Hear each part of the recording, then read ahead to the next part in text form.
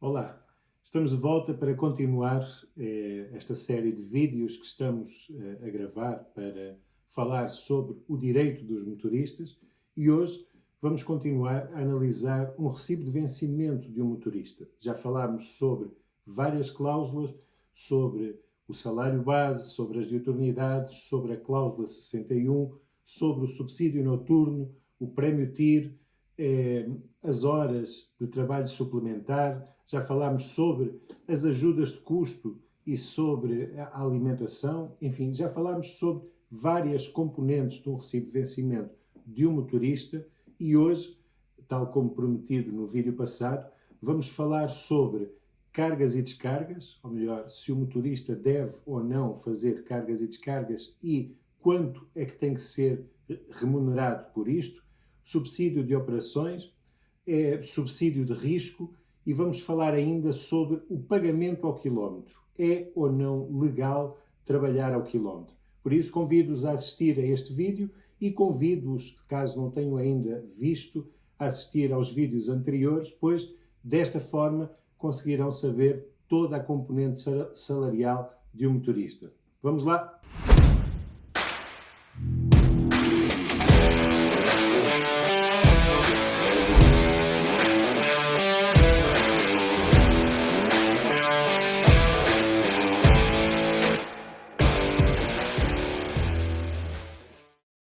E vamos então falar sobre as cargas e descargas.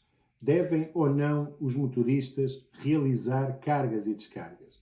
Bom, depois da negociação coletiva que existiu em 2019, com a entrada em vigor do novo contrato coletivo, o Governo propôs a criação de um grupo de trabalho onde estiveram presentes várias entidades, entidades representando as empresas contratantes, entidades representando as transportadoras, entidades representando os trabalhadores, enfim, foram várias entidades que estiveram nesse grupo de trabalho, onde eu tive o privilégio também de estar presente, e desse grupo de trabalho surgiu então uma nova lei, uma legislação específica sobre as cargas e descargas. E assim nós vamos dedicar depois um vídeo exclusivo para falar sobre as cargas e descargas, mas vamos falar aqui de forma muito genérica, até porque merece um vídeo completo, porque faz parte,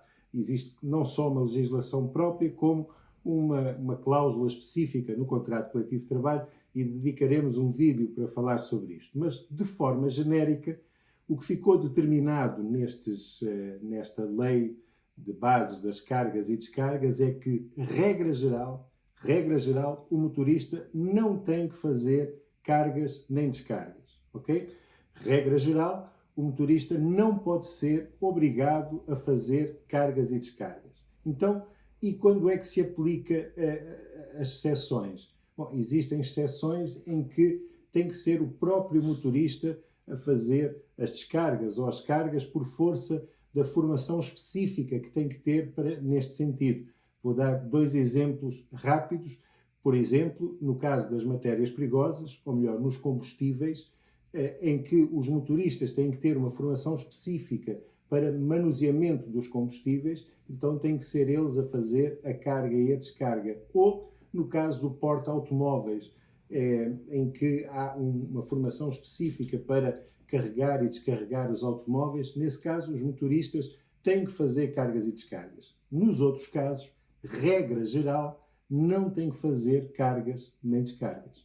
E, porém, existem algumas exceções no caso das lojas que se chamam lojas de rua, em que o motorista tem que ajudar a fazer cargas e descargas. Vamos falar sobre isso num outro vídeo com pormenor. Mas, chegado aqui, pergunta-se se o motorista fizer uma carga ou uma descarga, é retribuído ou não por isso.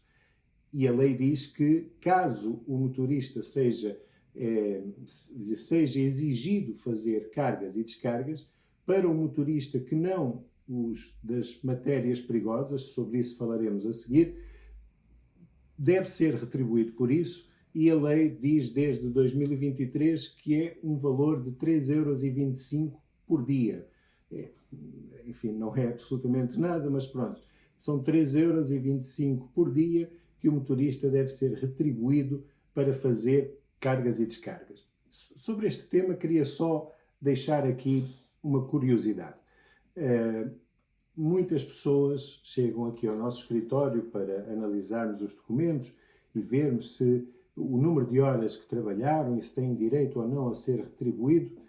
Nós analisamos, entre outras, as questões das cargas e descargas, mas analisamos também o trabalho suplementar.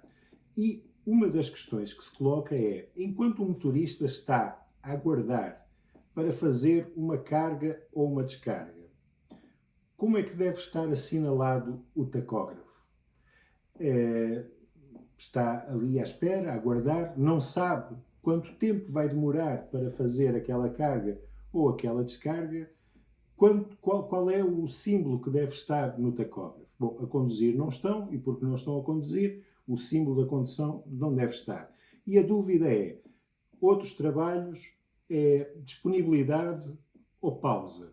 Bom, pausa também não estão a fazer, porque a pausa implica que os senhores não estejam a trabalhar. E estando dentro do caminhão, e estando a aguardar que o chamem para chegar o caminhão à frente para fazer a carga ou a descarga, então pausa não deve fazer. E se assinala como pausa, então está errado.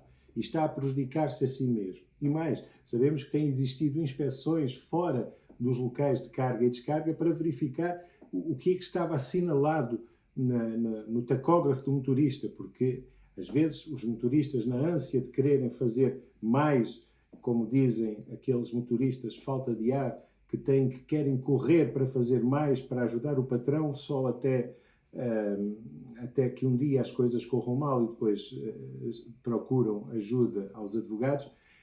Alguns assinalam como pausa para fazer logo ali os 15 minutos, ou os 30, ou os 45 minutos, estando a trabalhar. E está errado. Está errado assinalar pausa, porque o senhor não está a fazer pausa. O senhor está a trabalhar. Está a aguardar para fazer uma carga ou uma descarga que pode acontecer imediatamente a seguir ou não. E há aqueles pior, que ainda fazem as cargas e descargas a trabalhar enquanto estão assinalados as pausas. E se um dia alguma coisa corre mal e tem um acidente de trabalho, vai-se ver lá, a seguradora vai ver lá que o senhor estava em pausa e a trabalhar. E depois, em vez de ser ressarcido pelos danos que foram causados no acidente de trabalho, se calhar terá que ser o senhor a pagar os danos a si e os outros danos resultantes do acidente de trabalho. Então, resumidamente, não estando a conduzir, não estando assinalado a pausa, então o que é que deve constar? Disponibilidade ou outros trabalhos? A lei diz que a disponibilidade, o motorista pode sair do caminhão e tem que saber a previsão de quando é que vai ser chamado para trabalhar. Então, eu diria que se o senhor não souber, o senhor e a senhora não souberem qual é o tempo de espera, se é 1 hora, 2 horas, 5 horas, que tem que estar ali a aguardar, pode ser a qualquer momento, então o que tem que estar assinalado no tacógrafo são outros trabalhos. O senhor não está a conduzir, está a aguardar uma descarga que pode acontecer a qualquer momento e deveria ficar assinalado como outros trabalhos. Mas vamos dedicar depois um vídeo melhor sobre este assunto. Esta é a minha opinião. De qualquer forma, o motorista que faz cargas e descargas que não é matérias perigosas, então tem que ser retribuído com o valor diário de 3,25 €, que é pago no final de cada mês. E vamos agora falar sobre o subsídio de operações. O subsídio de operações é semelhante ao subsídio de cargas e descargas, porém não se aplica a todos os motoristas. O subsídio de operações é um subsídio que está previsto na cláusula 66 do Contrato Coletivo de Trabalho e visa compensar as cargas e descargas que têm que ser feitas pelos motoristas que manuseiam de forma regular matérias perigosas, líquidas e gasosas, transportadas em cisterna. Ou seja, são aqueles motoristas que, por força da formação que têm, específica, são os únicos que podem fazer as cargas e as descargas dos combustíveis, de outras matérias, dos ácidos, de outras matérias perigosas, líquidas e gasosas, transportadas em cisterna. Somente esses. E para esses, e porque têm que ter essa formação específica e só eles podem carregar ou descarregar, então a cláusula 66 do contrato coletivo de trabalho determina que sejam recompensados sejam remunerados com um subsídio mensal no valor, à data de que estamos a gravar este vídeo, no valor de 125 euros por mês, pagos 13 vezes por ano. Isto significa que quer transportem ou quer num mês façam todos os dias o transporte de matérias perigosas e tenham que fazer as operações ligadas às matérias perigosas. Quer não façam todos os dias, quer estejam de férias, então têm que receber obrigatoriamente este subsídio, chamado subsídio de operações, pago 13 vezes por ano, seja de janeiro a dezembro, e no subsídio de férias também. São 125 euros que a lei prevê como obrigatório para os motoristas que trabalham com matérias perigosas. E depois vem o subsídio de risco. O subsídio de risco está previsto na cláusula 65 do contrato coletivo de trabalho e aqui o subsídio de risco aplica-se a todos os motoristas que trabalhem, nem que seja um dia, com matérias de ADR, matérias em que são consideradas matérias perigosas, matérias necessariamente consideradas ADR. E aqui, tanto faz serem transportadas em cisterna como não serem transportadas em cisterna. Todos os motoristas que trabalham com ADR, com matérias perigosas, têm direito a receber um subsídio de risco diário, mesmo que o valor, ou mesmo que o tempo que dedicaram àquele transporte seja apenas um transporte, seja apenas uma hora. Tendo contacto com matérias de ADR e por cada dia que manuseiem essas matérias ou que transportem essas matérias, têm direito a um subsídio de risco no valor de 7,5 euros diários. E isto falamos à data que estamos a gravar este vídeo. Esperemos que futuramente seja muito superior, porque na verdade estamos a falar um subsídio para compensar um risco de 7,5 euros, que não é praticamente nada. Volto a dizer, eu sou apenas um mensageiro. Se me perguntarem a minha opinião, se concordo com o que aqui está ou com os valores que estão determinados, em alguns casos concordo, em muitos casos não concordo.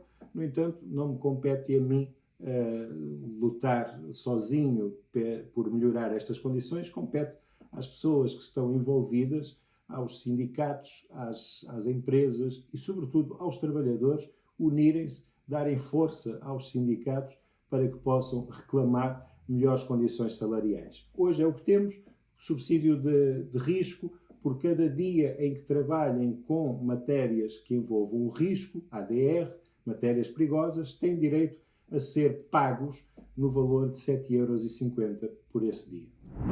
E chegamos agora à questão do pagamento ao quilómetro. Existem várias pessoas, vários motoristas que chegam aqui ao nosso escritório e dizem: doutor, eu sou pago ao quilómetro. E a primeira questão que se coloca é legal ou não é legal o pagamento ao quilómetro? E aqui eu vou responder já diretamente. É completamente ilegal o pagamento ao quilómetro. E atenção, o senhor e a senhora que estão a ser retribuídos ao quilómetro, atenção, porque estão a ser coniventes com uma ilegalidade. Algumas pessoas perguntam, mas porquê que é ilegal? É uma forma da empresa pagar aos motoristas, é uma fórmula de cálculo que a empresa encontrou para retribuir os motoristas. Pois, ou seja, quanto mais a empresa ganha, mais os motoristas ganham também, é como se fosse um prémio. Pois, mas na verdade o que a lei diz, e o Regulamento 561, permitam-me agora ler, diz no artigo 10º, o Regulamento 561 da União Europeia, diz É proibido remunerar os condutores assalariados, mesmo sob a forma de concessão de prémios ou suplementos de salário, em função das distâncias percorridas. É o que diz o regulamento. Não fui eu que inventei.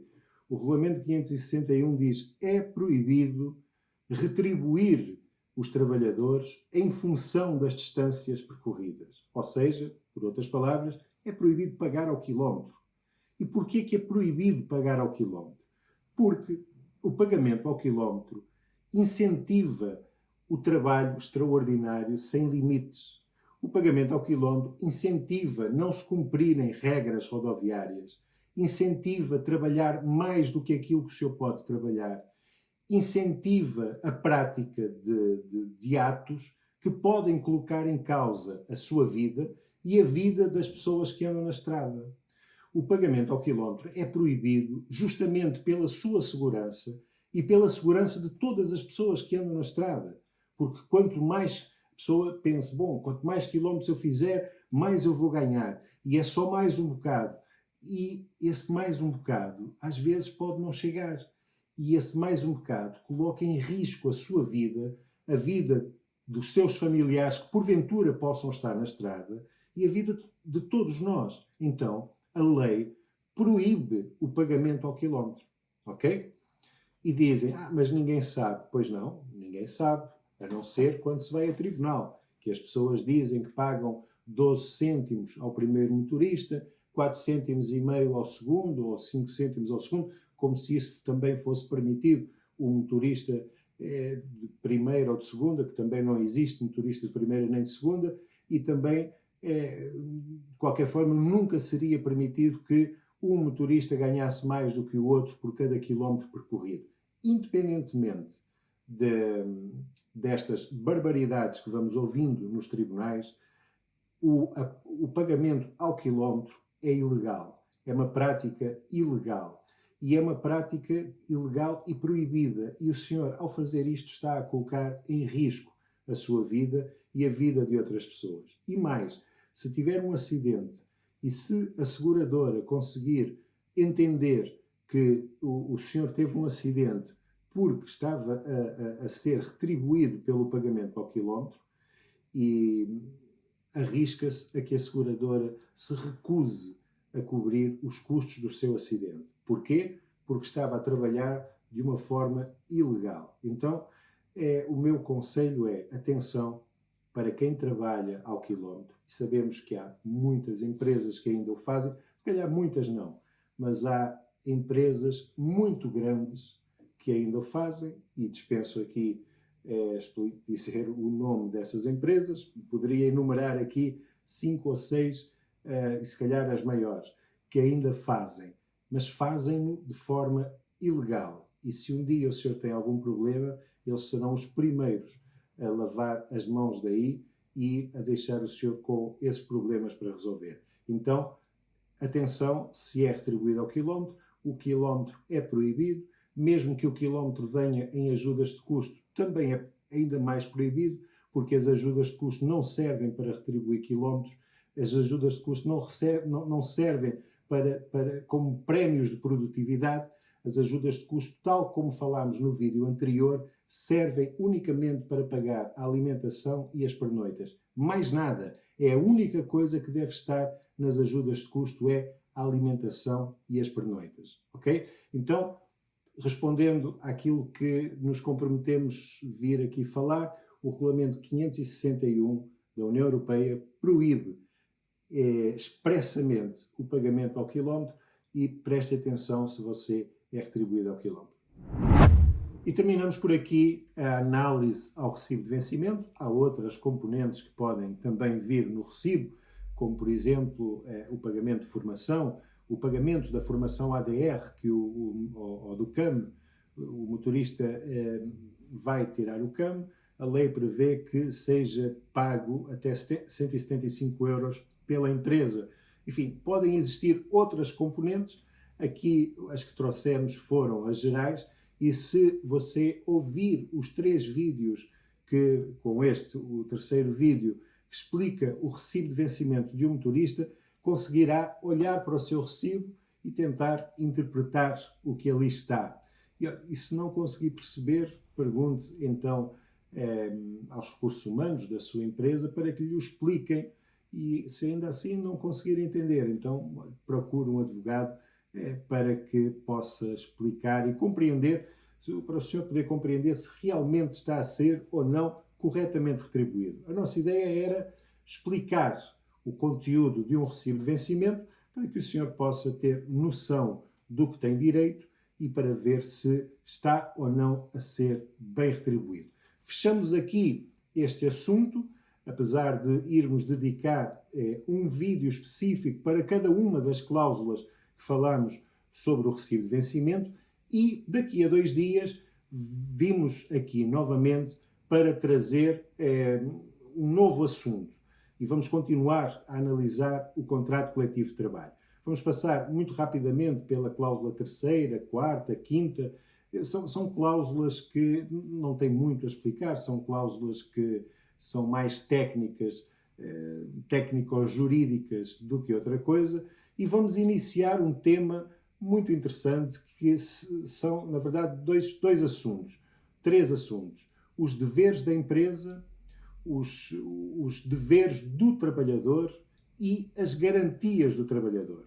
Bom, isto está previsto no Código do Trabalho, mas no contrato coletivo de trabalho está previsto com maior detalhe quais são os deveres que a empresa tem para consigo. E aqui na cláusula 12ª estão enunciados vários deveres que a empresa tem. Quais são os deveres dos trabalhadores? Isto porque alguns empregadores vêm aqui comentar os vídeos ou vêm comentar as nossas redes sociais e dizer, bom, mas os trabalhadores só têm direitos, não têm mais nada. Não, também têm deveres. O principal dever é trabalhar. E o principal direito é ser respeitado pelo trabalho que faz. E é justamente, às vezes, este respeito pelo trabalho que o motorista faz ou que o trabalhador faz, que não acontecendo, que causa tantas lutas. Mas vamos tentar trazer aqui para os senhores trabalhadores quais são os deveres que a empresa tem para consigo.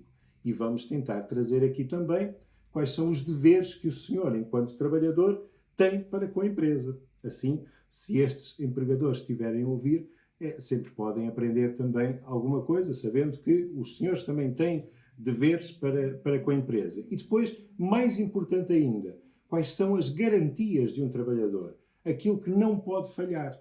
E o trabalhador, por ser trabalhador, e em específico vamos analisar no contrato coletivo de trabalho, por ser motorista, tem garantias. E essas garantias não podem ser violadas, não podem ser desprezadas. Vamos tentar trazer aqui, daqui a 2 dias, na próxima quinta-feira, quando publicarmos, vamos iniciar este tema.